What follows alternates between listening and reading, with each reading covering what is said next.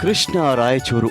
ರಾಯಚೂರಿನ ಪುಟ್ಟ ಹಳ್ಳಿಯಲ್ಲಿ ಹುಟ್ಟಿ ಬೆಳೆದ ಕೃಷ್ಣ ರಾಯಚೂರು ಈಗ ಅತ್ಯಂತ ಪ್ರಸಿದ್ಧ ಚಿತ್ರಕಾರ, ಕಲಾಕಾರ, ರಂಗಕರ್ಮಿ. ರಾಯಚೂರಿನಲ್ಲಿ ರಂಗ ಚಟುವಟಿಕೆಗಳಲ್ಲಿ ತಮ್ಮನ್ನು ತಾವು ತೊಡಗಿಸಿಕೊಂಡ ಕೃಷ್ಣ ರಾಯಚೂರು ಅತ್ಯುತ್ತಮ ಚಿತ್ರಗಾರ. ತಮ್ಮ ಕುಂಚದ ಕಲೆಯ ಮೂಲಕ ಎಲ್ಲರ ಗಮನ ಸೆಳೆದಿದ್ದ ಇವರನ್ನ ಕಲೆ ಆದಷ್ಟು ಬೇಗ ತನ್ನ ಒಡಲಿಗೆ ಸೇರಿಸಿಕೊಂಡಿತು.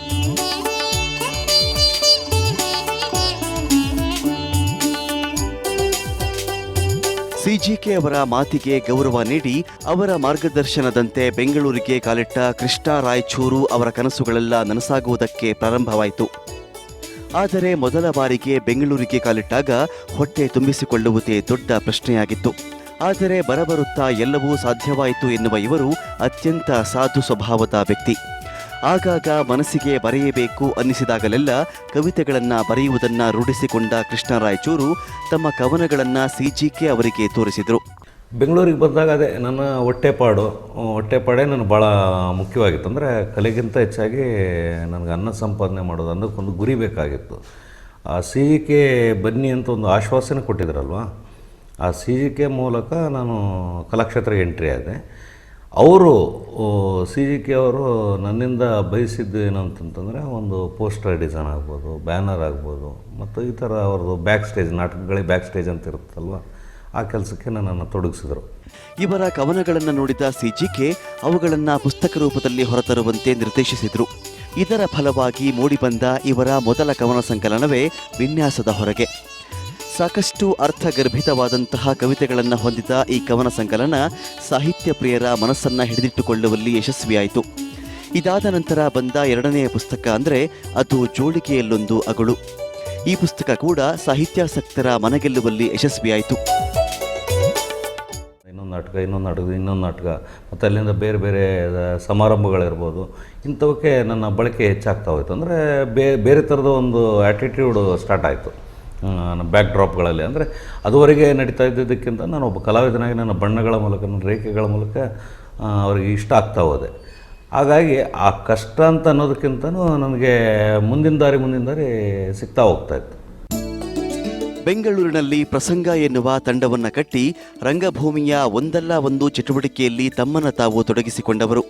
ನಾಟಕಗಳ ವೇದಿಕೆಯ ವಿನ್ಯಾಸದಲ್ಲಿ ಇವರದ್ದು ಎತ್ತಿದ ಕೈ. ಜೊತೆಗೆ ಹಲವಾರು ಪುಸ್ತಕಗಳ ಹೊರಪುಟ ವಿನ್ಯಾಸವನ್ನ ಮಾಡಿ ಜನರ ಮೆಚ್ಚುಗೆ ಗಳಿಸಿದವರು ಇವರು. ಗಾಂಧಿ ಬಂದ ಹಾಗೂ ಅಭಿಜ್ಞಾನ ಶಾಕುಂತಲ ನಾಟಕಗಳು ಇವರಿಗೆ ಹೆಸರು ತಂದುಕೊಟ್ಟ ನಾಟಕಗಳು. ಅದರಲ್ಲೂ ಅಭಿಜ್ಞಾನ ಶಾಕುಂತಲ ನಾಟಕ ಇವರ ಕನಸಿನ ಕೂಸು. ಅಭಿಜ್ಞಾನ ಶಾಕುಂತಲ ಸೆಟ್ಟೇರಿದ ಸಂದರ್ಭ ಯಾವತ್ತೂ ಮರೆಯುವುದಕ್ಕಾಗುವುದಿಲ್ಲ ಎನ್ನುತ್ತಾರೆ ಕೃಷ್ಣ. ಅದರ ಜೊತೆಗೆ ಆ ನಾಟಕನ ನೋಡ್ತಾನೆ ನಮ್ಮದೊಂದು ಫೀಡ್ಬ್ಯಾಕ್ ಏನಿತ್ತಲ್ಲ, ಆ ಫೀಡ್ಬ್ಯಾಕ್ ಮೂಲಕ ನಾವೇನಾದರೂ ಒಂದು ಸಾಧಿಸೋದಕ್ಕೆ ಸಾಧ್ಯ ಇದೆಯಾ, ಮತ್ತು ಈಗ ಒಂದು ನಮ್ಮದೇ ಒಂದು ಸಂಘಟನೆಯಾಗಿ ಮತ್ತು ನಮ್ಮ ಆಶೋತ್ತರಗಳು, ನಮ್ಮ ಕನಸುಗಳು ಅವನ್ನ ಈಡೇರಿಸ್ಕೊಳ್ಳೋದಕ್ಕೆ ನಾವು ಒಂದು ಮಾಡ್ಬೋದು ಅಂತಂದಾಗ ನಮ್ಮ ರಂಗಮಂಟಪದ ಗೆಳೆಯರು ಅಂದರೆ ಪ್ರಕಾಶ್ ಶೆಟ್ಟಿ ಅವ್ರ ಮೂಲಕ ನಾವು ಗಾಂಧಿ ಬಂದ ಫಸ್ಟ್ ಸ್ಟಾರ್ಟ್ ಮಾಡಿದ್ವಿ. ಅದೇ ಸೇಮ್ ಟೈಮಲ್ಲಿ ಕೂಡ ನಾವು ನಮ್ಮ ಪ್ರಸಂಗ ಅನ್ನುವ ತಂಡವನ್ನು ಕೂಡ ಅದ್ರ ಜೊತೆ ಮಾಡ್ಕೊಂಡ್ವಿ. ಅಲ್ಲಿ ಪ್ರಕಾಶ್ ಶೆಟ್ಟಿ ಅವರು ರಂಗಭೂಮಿಗೆ ಯೋಚನೆ ಮಾಡ್ತಾ ಇದ್ದಾಗ ನಾನು ಒಬ್ಬ ಕಲಾವಿದ ಮತ್ತು ಸಾಹಿತ್ಯದ ಸಂಪರ್ಕ, ಸಂಗೀತಗಾರರ ಸಂಪರ್ಕ ಇವೆಲ್ಲ ಇತ್ತು ನನಗೆ. ಇದ್ರ ನಾನು ಬೇರೆ ಥರದಲ್ಲಿ ಏನಾದರೂ ಮಾಡಬೇಕು ಅಂತ ಯೋಚನೆ ಮಾಡಿ ನಾನು ಕೆ.ವೈ. ನಾರಾಯಣ ಸ್ವಾಮಿ ಅವರ ಅನಭಿಜ್ಞ ಶಾಕುಂತಲವನ್ನು ನಾನು ಮಾಡೋದಕ್ಕೆ ಮುಂದಾದೆ. ಮತ್ತು ಆ ನಾಟಕ ಸಾಕಷ್ಟು ಯಶಸ್ಸು ಕೂಡ ಕಂಡಿದೆ. ತಾವು ರಂಗವಿನ್ಯಾಸಗಳನ್ನು ಮಾಡುತ್ತಿದ್ದ ಆ ಕಾಲದಲ್ಲಿ ಈಗಿನಷ್ಟು ಹೊಸ ತಂತ್ರಜ್ಞಾನಗಳು ಇರಲಿಲ್ಲ. ಹಣದ ಕೊರತೆಯು ಬಹಳಷ್ಟು ಇದ್ದ ಕಾಲವದು. ಆಗ ಇರುವುದರಲ್ಲೇ ಉತ್ತಮವಾದದ್ದನ್ನು ನಿರ್ಮಿಸುವ ಹೊಣೆಗಾರಿಕೆಯನ್ನು ಹೊತ್ತರೂ ಎಲ್ಲಿಯೂ ಸೋತವರಲ್ಲ ಇವರು. ಆಗಿನ ರಂಗಸಜ್ಜಿಕೆಗೂ ಈಗಿನ ರಂಗಸಜ್ಜಿಕೆಗೂ ಬಹಳಷ್ಟು ವ್ಯತ್ಯಾಸಗಳಿದ್ದರೂ ಅವುಗಳಲ್ಲೂ ಹೊಸತನ್ನು ಹುಡುಕುವ, ಹೊಸತನ್ನು ನಿರ್ಮಿಸುವ ತವಕ ಇವರದ್ದು.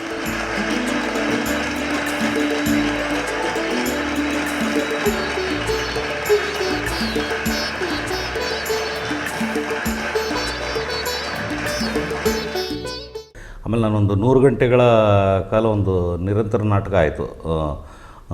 ಇವ್ರದ್ದು ದೇವನಾಗೇಶ್ ಅವರು ಟೀಮು ನಂದನ ಅಂತ. ಅದಕ್ಕೆ ಕೆಲಸ ಮಾಡಿದಾಗ ನನಗೊಂದು ಲಿಮ್ಕಾ ಪ್ರಶಸ್ತಿ ಬಂತು, ಲಿಮ್ಕಾ ಅವಾರ್ಡ್ ಆಯ್ತದು. ಆ ಲಿಮ್ಕಾ ಅವಾರ್ಡ್ ಜೊತೆಗೆ ಸಾರ್ವಜನಿಕ ಸಂಸ್ಥೆಗಳೇ ನನ್ನನ್ನು ಹೆಚ್ಚಾಗಿ ಗುರುತಿಸಿದ್ದು. ಆಮೇಲೆ ನನಗೆ ಆ ಥರ ಆಸಕ್ತಿ ಏನಿಲ್ಲ, ನನಗೆ ಪ್ರಶಸ್ತಿಗಳು ಬರಬೇಕು, ನನ್ನನ್ನು ಗೌರವಿಸ್ಬೇಕು ಅನ್ನೋದು. ನಾನೇ ಇನ್ನೊಬ್ಬ ಕಲಾವಿದರನ್ನ ಗುರುತಿಸೋ ಥರ ಆಗಬೇಕು, ಗೌರವಿಸೋ ಥರ ಆಗಬೇಕು ಅನ್ನೋ ಕಾರಣಕ್ಕೆ ನಾವು ಮತ್ತು ಓ ವೆಂಕಟೇಶ್ ಅಂತ ಬೆಂಗಳೂರು ಆರ್ಟ್ ಫೌಂಡೇಶನ್ ಸೆಕ್ರೆಟರಿ ಅವರು ನನ್ನನ್ನು ಅಧ್ಯಕ್ಷನನ್ನಾಗಿ ಮಾಡ್ಕೊಂಡ್ರವ್ರು ಬೆಂಗಳೂರು ಆರ್ಟ್ ಫೌಂಡೇಶನ್ಗೆ. ಅದ್ರ ಮೂಲಕ ನಾವು ಯಾವ ಕಲಾವಿದರನ್ನ ಇಷ್ಟಪಡ್ತಾ ಇದ್ವೋ, ನಾವು ಏನನ್ನು ಇಷ್ಟಪಡ್ತಾಯಿದ್ವೋ ಅದನ್ನು ಸಾಧಿಸೋದಕ್ಕೆ ಒಂದು ಫೌಂಡೇಶನ್ ಮೂಲಕ ಕಲಾಧ್ಯಾನ ಅಂತ ಕಾರ್ಯಕ್ರಮನ ಮಾಡ್ತಾಯಿದ್ದೀವಿ. ಅದ್ರ ಮೂಲಕ ಸಾಕಷ್ಟು ಪ್ರತಿಭಾವಂತರು ನಾವು ಅಭಿನಂದಿಸ್ತಾ ಇದ್ದೀವಿ ಮತ್ತು ಕಲಾವಿದರನ್ನ ಅಲ್ಲಿ ಕ್ಯಾಂಪಿಗೆ ಕರಿತಾ ಇದ್ದೀವಿ. ಆ ಖುಷಿನೇ ನನಗೆ ಪ್ರಶಸ್ತಿ ಬಂದಿದ್ದಕ್ಕಿಂತ ಹೆಚ್ಚು ಖುಷಿ ಅಂತ ಅನ್ನಿಸ್ತಾ ಇದೆ ನನಗೆ.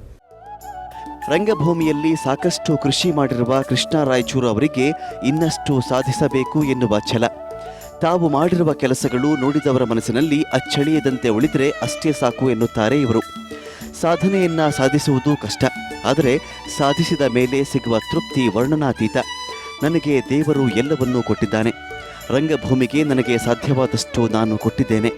ಮುಂಬರುವ ಕಲಾವಿದರು ಕೂಡ ರಂಗಭೂಮಿಯ ಬಗ್ಗೆ ಕಾಳಜಿ, ಪ್ರೀತಿ ತೋರಲಿ ಎನ್ನುವುದೇ ನನ್ನ ಆಶಯ ಎನ್ನುತ್ತಾರೆ. ಏನೇ ಇರಲಿ, ರಂಗಭೂಮಿಯ ಬಗ್ಗೆ ಪ್ರೀತಿ ಕಾಳಜಿ ಹೊಂದಿದ್ದಲ್ಲದೆ ರಂಗ ವಿನ್ಯಾಸಕಾರನಾಗಿ, ಚಿತ್ರಕಾರನಾಗಿ, ಕವಿಯಾಗಿ ಕೃಷ್ಣ ರಾಯಚೂರು ಇನ್ನಷ್ಟು ಸಾಧನೆಗಳನ್ನು ಮಾಡಲಿ ಎನ್ನುವುದೇ ಎಲ್ಲ ರಂಗಪ್ರಿಯರ, ರಂಗ ಕಲಾವಿದರ ಆಶಯ.